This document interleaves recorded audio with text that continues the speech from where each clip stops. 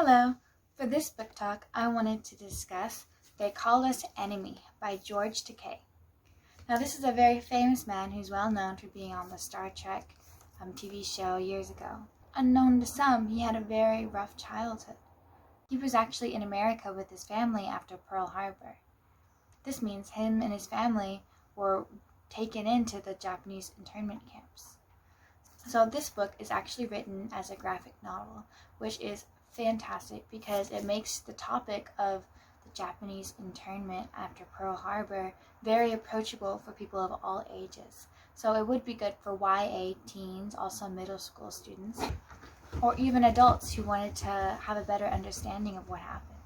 This book is amazing. From the eyes of a child, it shows what it was like to be taken from your home, to be moved from one camp to the next, And then brilliantly, it goes back and forth with his parents' point of view, so you can see the real hardship of the adults who actually know what's going on as they're trying to manage themselves independently as the Japanese Americans, as well as within the home as a family.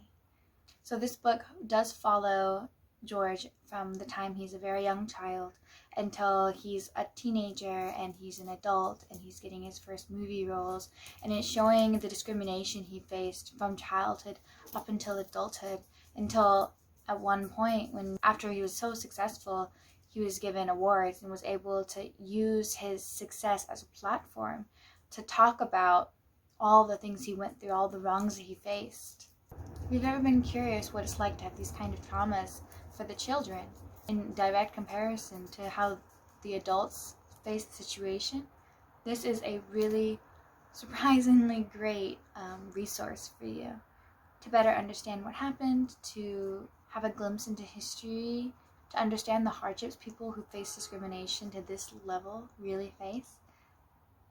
But even as simple as to have a good story and to learn something from it, this book is highly recommended. Thanks for listening to my book talk. See you next time.